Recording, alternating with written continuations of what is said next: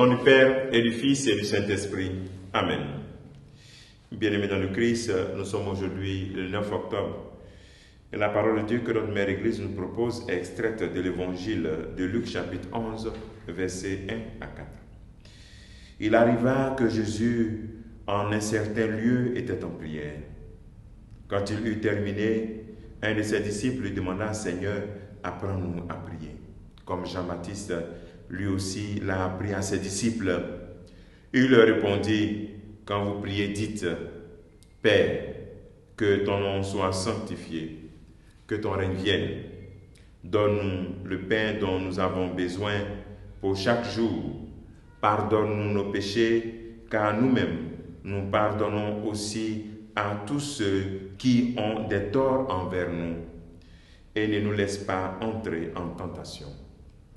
Acclamons la parole de Dieu. Louange à toi, Seigneur Jésus. Rappelons que nous sommes dans cette partie de l'évangile de Luc que nous appelons le voyage à Jérusalem. Le Seigneur, à partir du chapitre 9, le verset 51, lorsqu'il a envoyé les 112, il leur a donné l'exemple de la charité, l'exemple de charité avec le bon samaritain. Ensuite, l'exemple de la contemplation avec Marthe et Marie. Et maintenant, il nous montre l'exemple de la prière. Lui-même, c'est-à-dire pour l'exigence de notre mission, nous avons besoin de la charité, la contemplation, l'écoute de la parole de Dieu et maintenant la prière. Jésus lui-même prie. Alors, pourquoi Jésus va prier? Jésus avait-il besoin de prier? Lui, le Fils de Dieu, pourquoi Jésus prie? C'est un appel que le Seigneur Dieu nous lance, que le Seigneur lance, en nous invitant, nous, à prier. Le Seigneur Jésus manifeste cette obéissance parce que la prière est un dialogue, une obéissance totale à son Père, qu'il est disposé vraiment. La prière, c'est un acte d'abandon. Nous comprenons toujours la prière comme une demande, une exigence en Dieu. Mais la prière, c'est se reconnaître comme des enfants dans les mains de Dieu. Et c'est pour cela que lorsque ses disciples lui demandent de leur apprendre à prier, il dit: la prière, c'est notre Père qui est aux cieux. Reconnaître que Dieu est ton Père.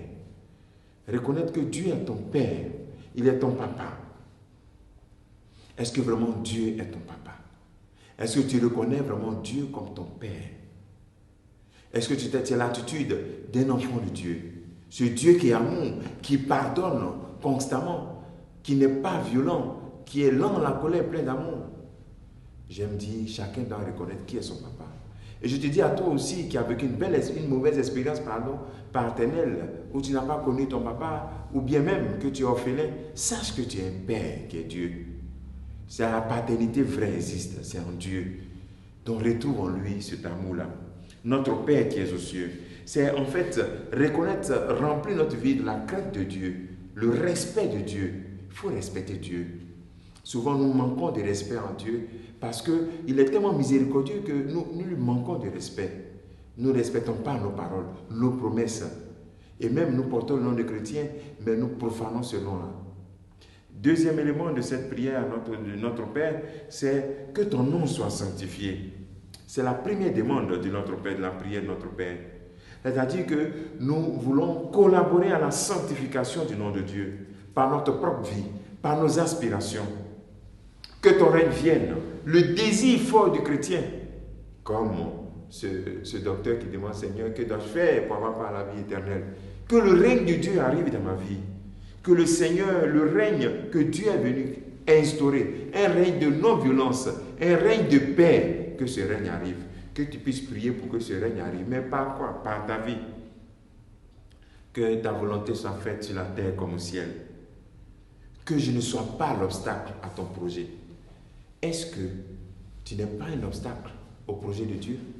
Quand tu n'aimes pas, quand tu refuses de pardonner, quand tu vis dans l'impurité, tu deviens un obstacle au projet de Dieu.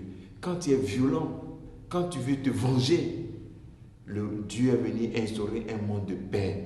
Ou même l'agneau peut être assis à côté du lionceau. Isaïe nous rappelle cela. Donne aujourd'hui notre pain de ce jour. Le pain dont nous avons besoin.